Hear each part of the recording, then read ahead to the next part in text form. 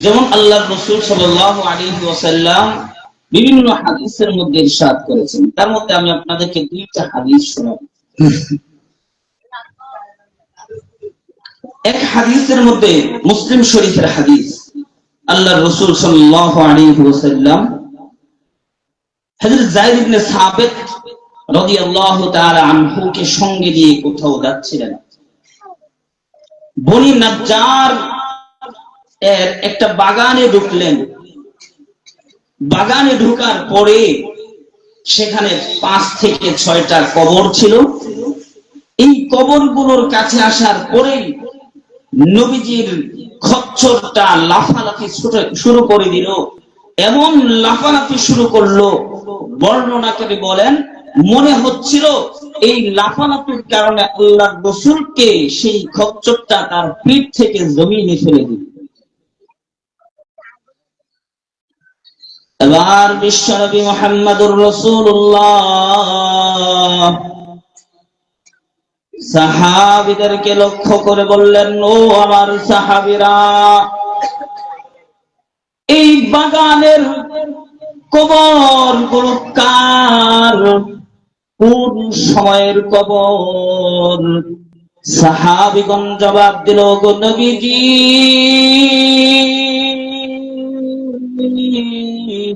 এই কবর গুলো হলো জাহিলি জামানার কবর। শিরকে থাকা অবস্থায় সমস্ত মানুষ মারা গেছে, তাদেরকে এখানে দাফন করা হয়েছে। বিশ্বনবী মুহাম্মদুর রাসূলুল্লাহ সাল্লাল্লাহু আলাইহি ওয়াসাল্লাম এবার উম্মতকে ডাক দেন, ও আমার উম্মত, দুনিয়ার জমিনের নাফরমানির কারণে বান্দার কবরের মধ্যে আযাব চলতে থাকে।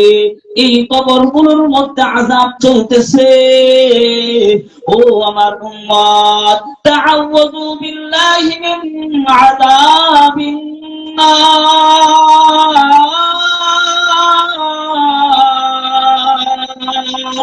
ও আমার উম্মত, তোমরা সকলে মিলে আল্লাহর কাছে জাহান্নামের আযাব থেকে পানাহ চাও। সাথে সাথে সাহাবীগণ বললেন, নাউযু বিল্লাহি মিন আযাবিন নার। আমরা সবাই আল্লাহর কাছে জাহান্নামের আযাব থেকে পানাহ চাই। এবার বিশ্বনবী আবার বললেন, তাআউযু বিল্লাহি মিন আযাবিল কবর। ও আমার উম্মত, তোমরা আল্লাহর কাছে আযাবুল কবর, কবরের আযাব থেকে পানাহ চাও। এবার সাহাবীগণ বললেন, নাউযু বিল্লাহি মিন আযাবিল কবর। আমরা সবাই আল্লাহর কাছে আযাবুল কবর থেকে পানাহ চাই। বিশ্বনবী বললেন, তাআউযু বিল্লাহি মিনাল ফিতান মা যাহারা মিনহা ওয়া মা বাতান। ও আমার উম্মত, তোমরা আল্লাহর কাছে সমস্ত প্রকাশ্য আর অপ্রকাশ্য ফিতনা থেকে পানাহ চাও। এবার সাহাবায়ে কেরাম সাথে সাথে বললেন, নাউযু বিল্লাহি মিনাল ফিতান মা যাহারা মিনহা ওয়া মা বাতান। আমরা সবাই মিলে আল্লাহর কাছে প্রকাশ্য আর অপ্রকাশ্য ফিতনা থেকে পানাহ চাই। এবার নবী বললেন, তাআউযু বিল্লাহি মিন ফিতনাতিদ দাজ্জাল। ও আমার উম্মত, তোমরা সবাই মিলে দাজ্জালের ফিতনা থেকে আল্লাহর কাছে আশ্রয় চাও। এবার সাহাবীগণ বললেন, নাউযু বিল্লাহি মিন ফিতনাতিদ দাজ্জাল। আমরা সবাই মিলে আল্লাহর কাছে ফিতনাতিদ দাজ্জাল, দাজ্জালের ফিতনা থেকে পানাহ চাই। বিশ্বনবী বললেন, ও আমার উম্মত, যদি তোমরা মৃত মানুষদেরকে কবরে দাফন করা বন্ধ করে দেওয়ার ভয় আমি নবীর না হইতো, তবে আল্লাহর কাছে দরখাস্ত করতাম যেন আল্লাহ তাআলা তোমাদেরকে কবরের আযাব দেখা দেন। কিন্তু আমি নবীর ভয় হয়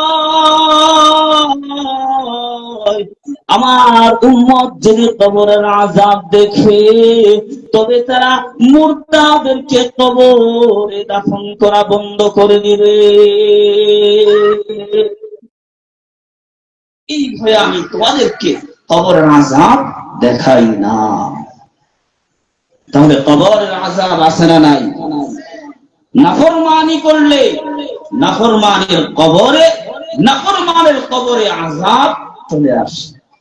2 নম্বর আরেকটা রাওয়ায়াত আপনাদেরকে শোনাই। সেটাও মুত্তাফাক আলাইহি রিওয়ায়াত বর্ণনা। নবীজি সাল্লাল্লাহু আলাইহি ওয়াসাল্লাম মাররান নাবিয়্যু বিকবরাইন, বিশ্ব নবী দুইটা কবরের পাশ দিয়ে অতিক্রম করতেছিলেন। আর নবীজি বললেন ইন্নাহুমা লা ইউআযাবান, এই দুইটা কবরের মধ্যে আযাব চলতেছে। ওয়া মা ইউআযাবানি ফি কাবীর, তবে নবীজি বলতেছেন এই দুই কবরওয়ালার কবরে আযাব চলতেছে বড় কোনো অপরাধের কারণে নয়, কুফরের কারণে নয়, শিরকের কারণে নয়, বরং কবিরা গুনার কারণে।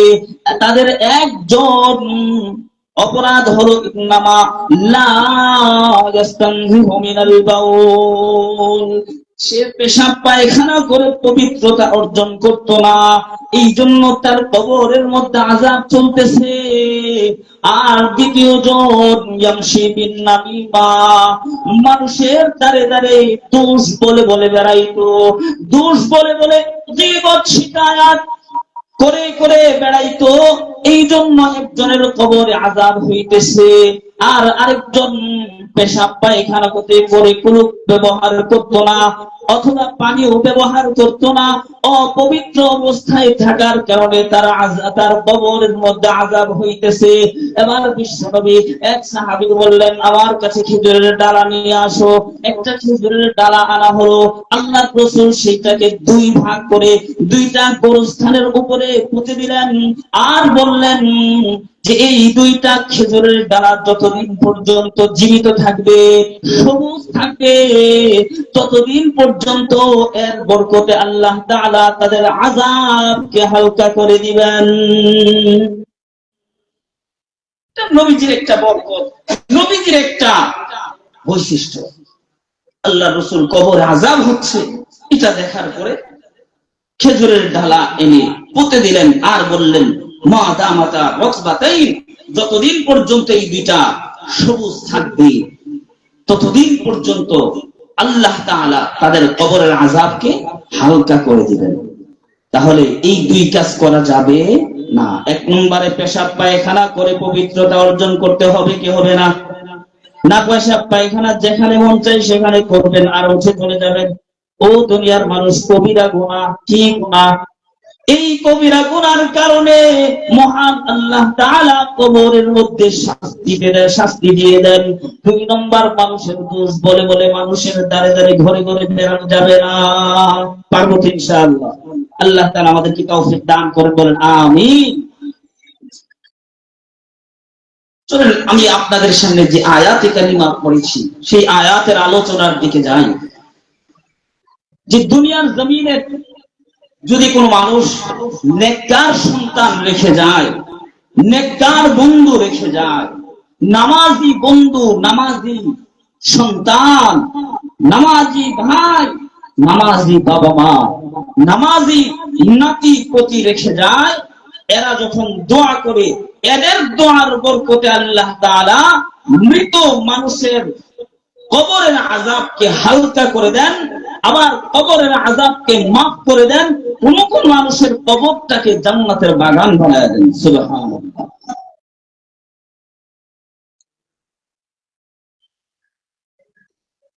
তার এক নম্বর উদাহরণ কোরআনুল কারীমের মধ্যে আল্লাহ তাআলা বলেছেন ওয়াকুর রাব্বিরহামহুমা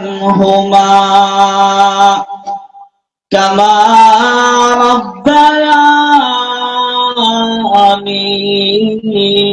সাগীরা। বলেন তো এই দোয়াটা শিখাইছেন কে? আল্লাহ। বলেন, জোরে বলেন, কে শিখাইছেন? আল্লাহ শিখাইছেন। ওয়াকাদা রাব্বুকুম আল্লা তা'বুদু ইল্লা ইয়্যাহু ওয়া বিল ওয়ালিদাইনি ইহসানা ইম্মা ইয়াবলুগান্না ইনদাকুম হয়তোবা তোমাদের কাছে এই মা অথবা বাবার যে কোনো একজন বার্ধক্য অবস্থায় আসবে, অথবা দুইজন বার্ধক্য অবস্থায় তোমাদের কাছে এসে যাবে। তখন ফালা তাকুল্লাহুমা উফিন, তাহলে এমন কোন আচরণ তোমরা করো না যে আচরণের কারণে মা বাবা তোমাদের উপর অসন্তুষ্ট হয়ে উফ শব্দটা ব্যবহার করে। ওয়ালা তানহারহুমা, তাদেরকে তোমরা ধমক পর্যন্ত দিও না। ওয়াকুল্লাহুমা কাওলান কারীমা, আর বৃদ্ধ মা বাবার সাথে তোমরা নরম ভাষায় কথা বলো। ওকুর রব্বির হামহুমা কামা রাব্বায়ানি সগীরা, আর তোমরা বলো ওগো আল্লাহ, ছোটবেলায় আমাদেরকে মা বাবা যত আদর যত্ন করে লালন পালন করছে, তুমিও কবরের মধ্যে আমাদের মা বাবাকে তত আদর যত্নে লালন পালন করিও। রব্বির হামহুমা, তাদের উপর দয়া করো, এমন দয়া কামা রাব্বায়ানি সগীরা, যেমন ছোটবেলায় যখন আমার হাতের কোন শক্তি ছিল না, পায়ের কোন শক্তি ছিল না, জবানের কোন শক্তি ছিল না, মা বাবা যত আদর যত্ন করে আমাদেরকে যত আদর সোহাগ করে লালন পালন করছে, এখন কবরের মধ্যেও তুমি তাদেরকে যেমন দয়া আর রহম দিয়া রাখিও, আদর যত্ন করে রেখো। এই দোয়াটা শিখাইছেন কে? তাহলে দুনিয়ার জমিনে সন্তান দোয়া করবে দুনিয়াতে, এর সওয়াব এর বদৌলতে কবরে মা বাবা ভাই বোন আত্মীয় স্বজনকে শান্তি দিবেন কে?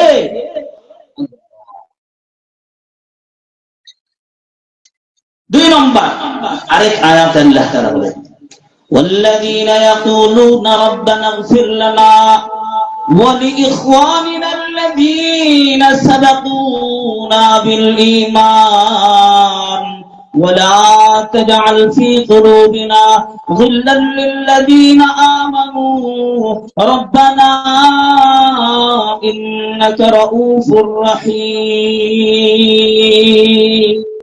মুমিনের একটা বৈশিষ্ট্য হলো, মুমিন তার আগে যত মুমিন অতিবাহিত হয়েছে সকলের জন্য দোয়া করবে, কোন মুমিনের প্রতি বিদ্বেষ রাখবে না। আল্লাযীনা ইয়াকুলুন, যারা বলে যে রব্বানা ইগফির লানা, হে আমাদের রব আমাদেরকে maaf করে দাও, ওয়া লিইখওয়ানিনা আল্লাযীনা সাবাকুনা, আমার ওই সকল ভাইদেরকেও মাফ করে দাও যারা ঈমানের সাথে গুজরায় গেছে, অতিবাহিত হয়ে গেছে, দুনিয়া থেকে চলে গেছে, এদের জন্য তুমি মাফ করে দাও। এই দোয়াটাও মহান আল্লাহ তাআলা বান্দাদেরকে শিখাইছে দোয়া করার জন্য। দুইটা আয়াত, আরো আয়াত আছে। এবার হাদিস থেকে আমি আপনাদেরকে উদাহরণ দিচ্ছি। হাদিসটা বর্ণিত সহিহ মুসলিম শরীফে, হযরতে সাদ ইবনে মুআজ রাদিয়াল্লাহু তাআলা আনহু একজন জলিলুল কদর সাহাবী। ওই সাহাবীটা কেমন মাহাত্ম্যপূর্ণ, বড় সম্মানিত মর্যাদাপূর্ণ সাহাবী। নবীজি সাল্লাল্লাহু আলাইহি ওয়াসাল্লাম এক হাদিসের মধ্যে ইরশাদ করেন, সাদ ইবনে মুআজ যখন মৃত্যুবরণ করছে তো নবীজি বলেন ইহতাজ্জালাহুল আরশ, যে তার মৃত্যুর সাথে সাথে রবের আরশ পর্যন্ত তার সম্মানে কাঁপন শুরু করে দিয়েছে, কাঁপাকাঁপি শুরু করে দিয়েছে। এত মর্যাদাপূর্ণ একজন সাহাবী। ওই সাহাবীটার শ্রেষ্ঠত্ব আরো কি, সাদ ইবনে মুআজ রাদিয়াল্লাহু তাআলা আনহু বনি কুরাইজার সাথে তার বন্ধুত্ব ছিল।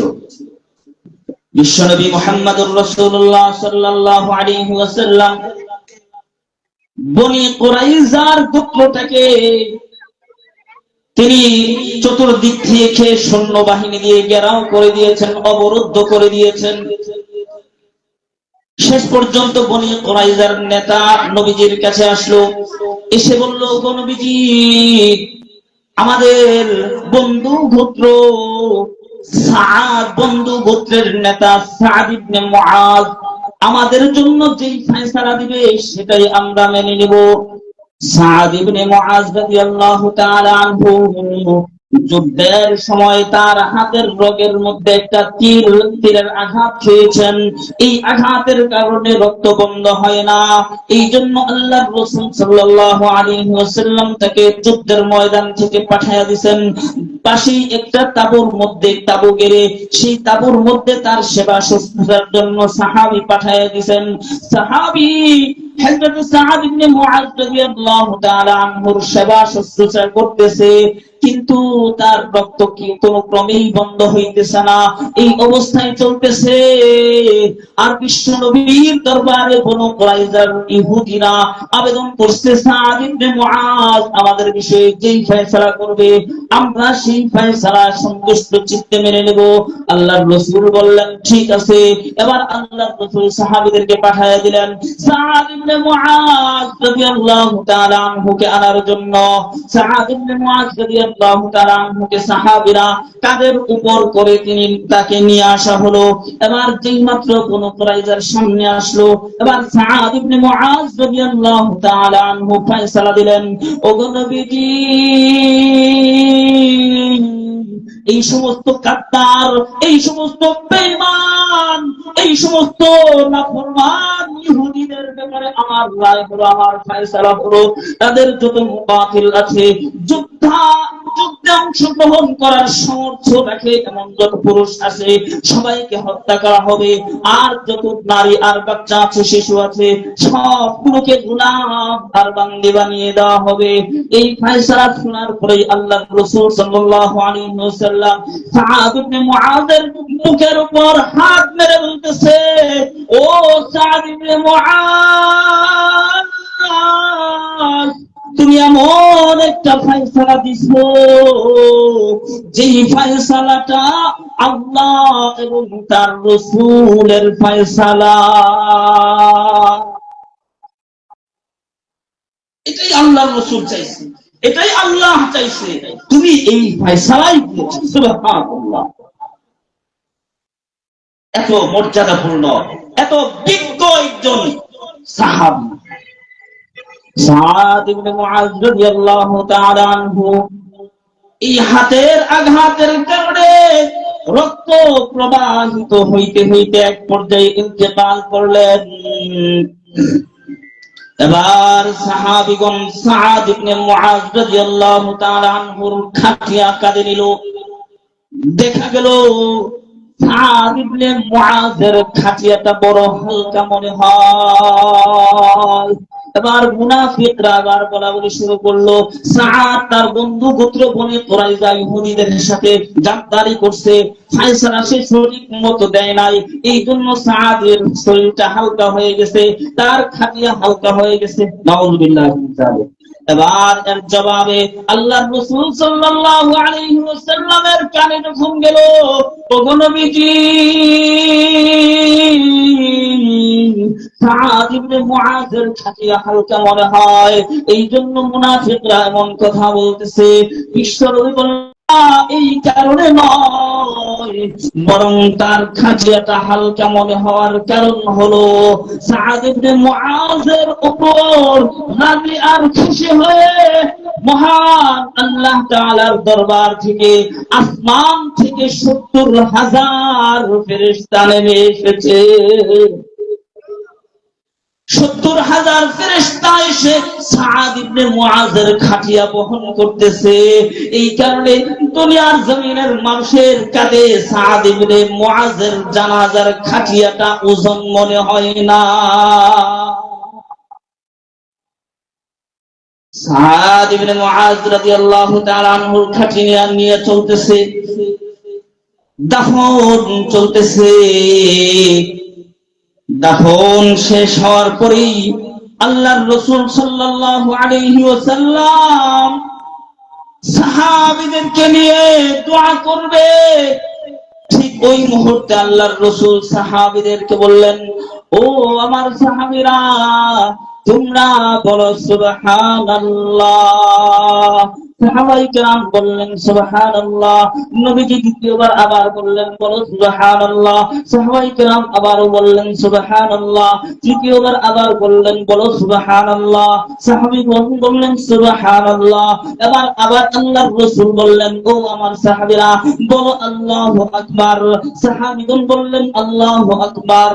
দ্বিতীয়বার আবার বললেন বলো আল্লাহু আকবার।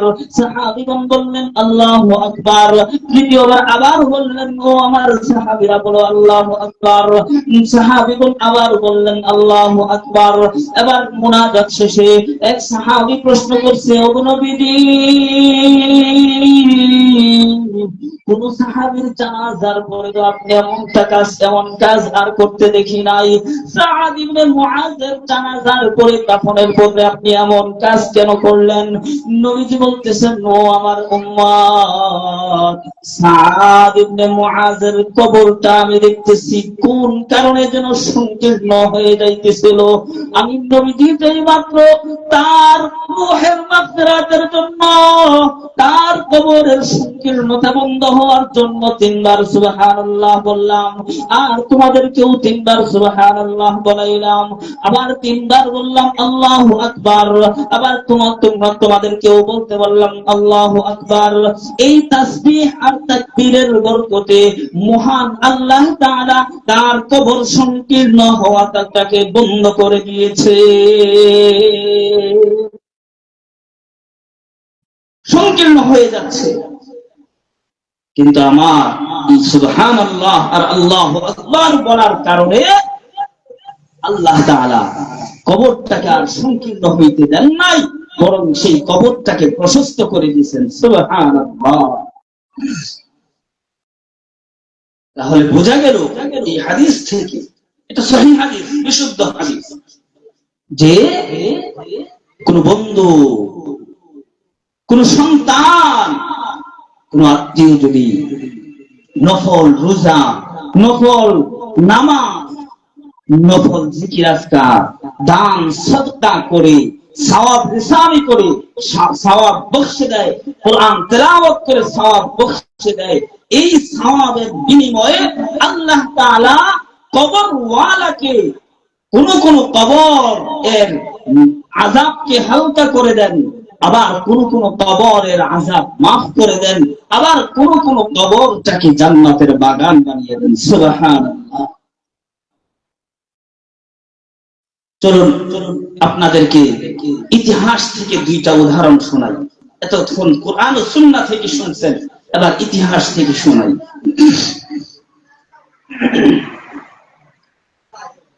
তানবীহুল গাফিলিন নামক একটা কিতাব সামারকান্দি রাহমাতুল্লাহি আলাইহির লেখা। সেই কিতাব সহ হিলিয়াতুল আউলিয়া কিতাবেও সেই ঘটনাটা উল্লেখ আছে। উয়ুনুল হিকায়াত ইবনুল জাওজি রাহমাতুল্লাহি আলাইহির কিতাব, সেখানেও এই ঘটনাটা উল্লেখ আছে। না হয়তো আপনারা বলবেন হুজুর আজগুবি কথা বলে, এই জন্য এতগুলো হাওয়ালা দিয়ে দিলাম, প্রমাণ দিয়ে দিলাম, যাদের প্রয়োজন হয় দেখে নিলেন। সালেহ মুররি নামক রাহমাতুল্লাহি আলাইহি এক বুজুর্গ, উনি আগের জমানায় তো আর এত ঘন ঘন শহরও ছিল না, জুমার মসজিদও ছিল না, তো তিনি জুমার নামাজ আদায় করার জন্য তার বাড়ি থেকে রওনা দিয়েছেন বৃহস্পতিবার বিকেলে। তার উদ্দেশ্য ছিল দামেস্কের মসজিদে গিয়ে জুমার নামাজ আদায় করবে, ফজরের নামাজ আদায় করবে সেই মসজিদে গিয়ে। তো তিনি যাচ্ছেন, চলতেছেন, তো রাত্র হয়ে গেছে। শেষ রাত্র যখন আসছে, তখন তিনি ভাবলেন যে সারা রাত্র তো চললাম, এখন অল্প সময় একটু বিশ্রাম নেই। তো বিশ্রাম কোথায় নেবেন? তো বিশ্রাম নেওয়ার জায়গা হিসাবে তিনি বেছে নিয়েছেন ওই জমানায় একটা প্রসিদ্ধ একটা গোরস্থান, সেই গোরস্থানের পাশেই তিনি বিশ্রাম নেওয়ার জন্য নির্ধারণ করলেন, জায়গা নির্ধারণ করলেন। আর ভাবলেন যে আর বাকি অল্প একটু সময় সেখানে বিশ্রাম নেই, বিশ্রাম নিয়ে এরপরে আবার ফজরের নামাজ এই জায়গাতে পরে আমি রওনা হব। সালেহ মুররি রাহমাতুল্লাহি আলাইহি বলেন, আমি জুমার নামাজ আদায় করার জন্য রওনা হয়ে গেলাম। রাত্র গভীর হয়ে গেছে, অল্প সময় বিশ্রাম নেওয়ার জন্য একটা গোরস্থানের পাশে গেলাম। গোরস্থানের ভিতরে গিয়ে সেই জায়গাতে একটা ভালো একটা জায়গা দেখলাম, আর একটা কবরের দেয়ালের সাথে হেলান দিয়ে বসে গেলাম। ঠিক ওই মুহূর্তে আমার চোখগুলো বন্ধ হয়ে গেল, আর স্বপ্নে দেখতেছি এই গোরস্থানে যত মাইয়েত মুর্দার আছে সব মাইয়েত মুর্দার কবর থেকে উঠে আসছে। সবাই হালকা হয়ে গোলাকার হয়ে বসে গেছে।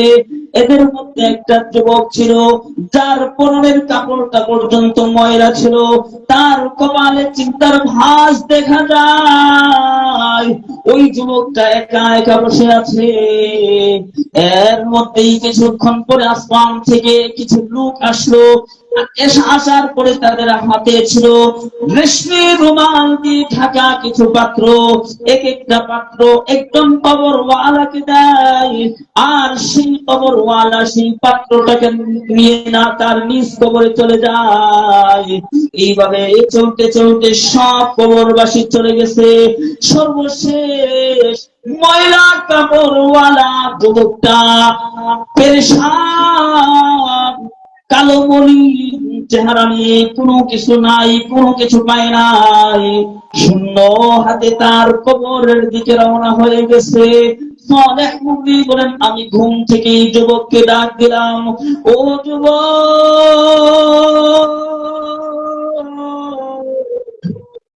আমি শুরু থেকেই তোমাকে দেখতেছি, তোমার চেহারার মধ্যে চিন্তার পেরেশানির ছাপ স্পষ্ট দেখা যায়, বোঝা যায়।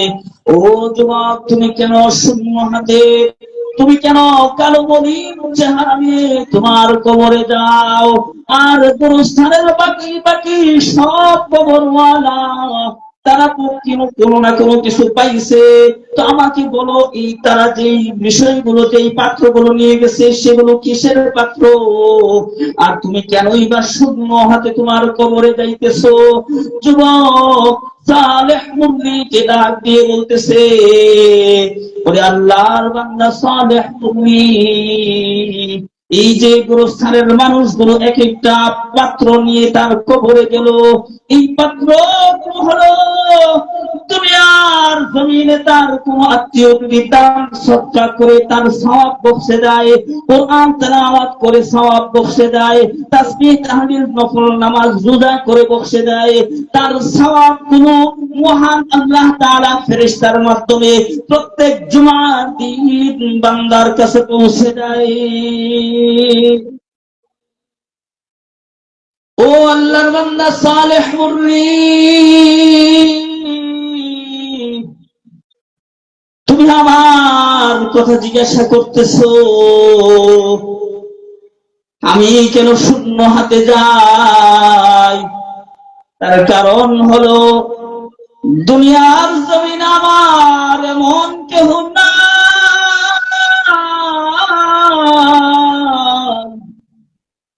যে আমার জন্য কিছু সওয়াব রেসানি করবে। আমি, আমার বাড়ি হলো সিন্ধ নামক এলাকায়। হজ করার জন্য মাকে নিয়ে আমি রওনা হয়েছিলাম। বসরা নামক এলাকায় আসার পরে আমার মৃত্যু হয়ে যায়। আমার বাবা আগেই মৃত্যুবরণ করেছে। মা এলাকায় যাওয়ার পরে অন্য এক স্বামীর কাছে বিবাহ বসে গেছে। মা বড় সুখে শান্তিতে জীবন কাটাইতেছে, কিন্তু আমি যে একটা সন্তান ছিলাম, আমি সন্তানের কথা মা সংসারের ঝামেলায় পড়ে ভুলে গেছে। ও সালেহ মুররি, এই মুহূর্তে দুনিয়ার জমিনে আমার জন্য সওয়াব রেসানি করার মতো কোন মানুষ আর বাকি নাই। এই জন্য সমস্ত কবরবাসী তাদের আত্মীয় স্বজনের দেওয়া হাদিয়াগুলো নিয়ে নিয়ে কবরে যায়। আমার জন্য সওয়াব রেসানি করার মতো কোনো মানুষ নাই, এই জন্য আমি শূন্য হাতে কবরে যাই।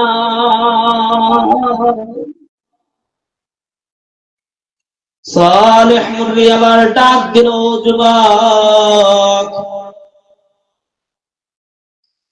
তাহলে বলো তোমার মার ঠিকানাটা আমাকে বলো, দেখি তোমার জন্য কোনো কিছু করতে পারি নাকি। যুবক আবার দিয়ে দিল ঠিকানা, আমার মা অমুক জায়গায় অমুক লোকের স্ত্রী অমুক বাড়িতে থাকে। এবার সালেহ মুররি সকাল বেলায় উঠে জুমার নামাজ পড়ার জন্য জামে মসজিদে চলে গেল। জামে মসজিদে গিয়ে নামাজ আদায় করার পরে আবার সোজা রওনা হয়ে গেল ওই মহিলার বাড়িতে। গিয়ে সালাম দিয়ে ঢুকলো, ভিতরে ঢোকার পরে আবার মহিলাকে বলল, ও মহিলা, আপনার সাথে আমার কিছু পার্সোনাল কথা আছে।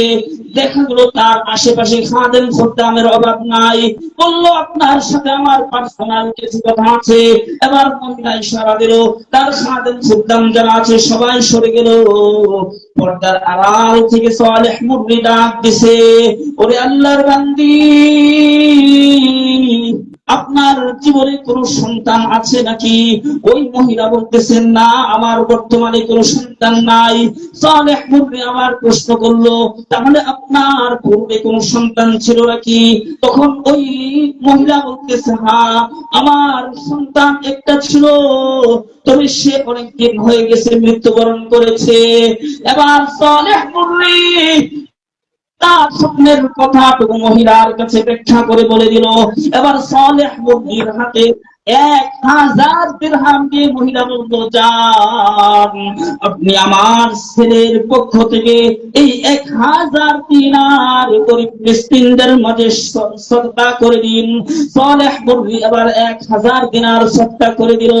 এরপর রাত্রেই স্বপ্নে দেখে ওই গুরুস্থানের সব মানুষ যেমন হাসি আর খুশি, এই সব মাইয়াত মুরদারের সাথে ওই যুবকটাও পরিষ্কার পরিচ্ছন্ন কাপড় নিয়ে কবর থেকে উঠেছে, আর হাস্যোজ্জ্বল চেহারা নিয়ে সালেহ মুররির কাছে এসে বলতেছে, জাযাকাল্লাহু আন্নী খায়রা। ও সালেহ মুররি, আপনার এই অল্প একটু কষ্টের বিনিময়ে মহান আল্লাহ তাআলা আমাকেও নাজাতের ইন্তজাম করে দিয়েছে।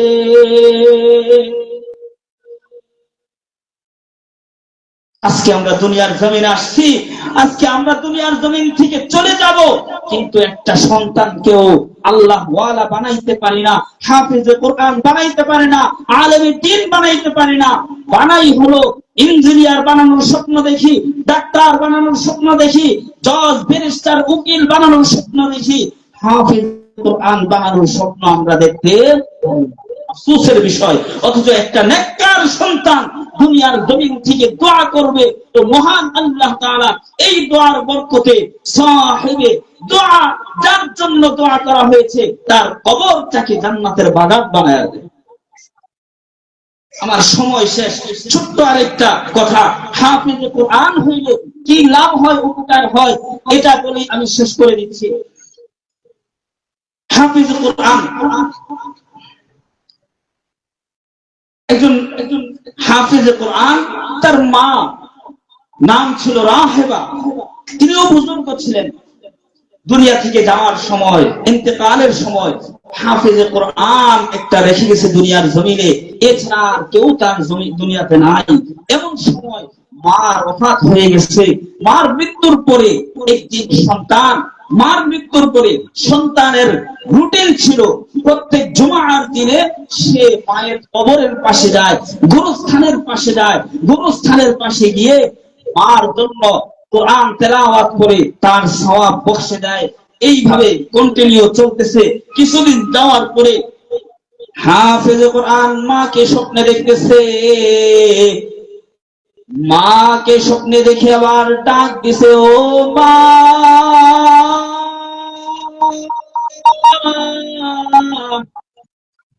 মা গো, মৃত্যুর পরে কবরের মধ্যে মহান আল্লাহ তোমার সাথে কেমন আচরণ করেছে। মা সন্তানকে ডেকে বলে, ও আমার আদরের সন্তান, মহান আল্লাহ তাআলা আমাকে বড় আরাম আয়েশে রাখছে। আমার কবরের মধ্যে রায়হান নামক ফুল বিছিয়ে দিয়েছে, আমার জন্য তাকিয়া লাগিয়ে দিয়েছে, সিংহাসন বিছিয়ে দিয়েছে, রেশমি কাপড়ের চাদর আর পোশাকের ইন্তজাম করে দিয়েছে। এবার সন্তান মাকে ডাক দিছে, ও মা, এবার আমি দুনিয়ার জমিন থেকে এমন কোন আমল আছে নাকি আমি করতে পারি, তবে আমাকে বলো, আমি সন্তান হয়ে তোমার জন্য সেই আমলটুকু করব। এবার মা ডাক সন্তান, দুনিয়ার জমিন থেকে আমার কাছে আমার জন্য অতিরিক্ত কোনো আমল করার প্রয়োজন নাই, বরং প্রত্যেক জুমার দিন তুমি যে আমি মায়ের কবর জিয়ারত করতে আসো রে সন্তান, এই আমলটা জীবনে কোনোদিন তুমি ছাড়বে না। ও আমার সন্তান, তোমার আগমনের কারণে যেমন আমি মা তোমার উপর রাজি আর খুশি হই, তোমার আগমনের সাথে সাথে ফেরেশতারা এসে আমাকে সে সংবাদ দেয় আর আমার কাছে খুশির সংবাদ শোনায়। তুমি তোমার দিন গুরুস্থানের পাশে আসলে শুধু আমি একা সন্তুষ্ট হই না, বরং গোটা গুরুস্থানে যত মাইয়েত মুর্দার আছে সবাই তোমার আগমন আর সওয়াব রিসানির কারণে রাজি আর সন্তুষ্ট হয়ে যায়। মা সন্তানকে নসিহত করলেন, সন্তান, তোমার জন্য অতিরিক্ত আমলের প্রয়োজন নাই, বরং তুমি যে প্রত্যেক জুমার দিন আসো এই আশাটা তুমি জারি রাখবে, এটা বন্ধ করবে না। আজকে আমরা দুনিয়ার জমিনে এমন সন্তান রেখে যাই যারা পেশাব করে পানি নেয় না, এমন সন্তান রেখে যায় যারা নামাজ পড়ার জন্য একবারও মসজিদে আসা যাওয়া করে না। আফসোসের বিষয়, কবর কি হবে আমাদের? একটু বুঝেন, একটু সংশোধন হয়, সন্তানগুলোকে হাফেজ আলেম বানানোর ফিকির করে, নেককার সন্তান, নেককার বন্ধু, নেককার আত্মীয় স্বজন রেখে যাওয়ার চেষ্টা করেন, তবে কবরে নাজাত পাবেন, কবরে আসান হবে, হাসরে মিজানে আসান হবে। আল্লাহ তাআলা আমাদেরকে যেই কথাগুলো বললাম বুঝার আমল করার তৌফিক দান করেন, আমিন। ওয়া আখিরু দাওয়ানা আলহামদুলিল্লাহি রাব্বিল আলামিন। আসসালামু আলাইকুম ওয়া রাহমাতুল্লাহি ওয়া বারাকাতুহু।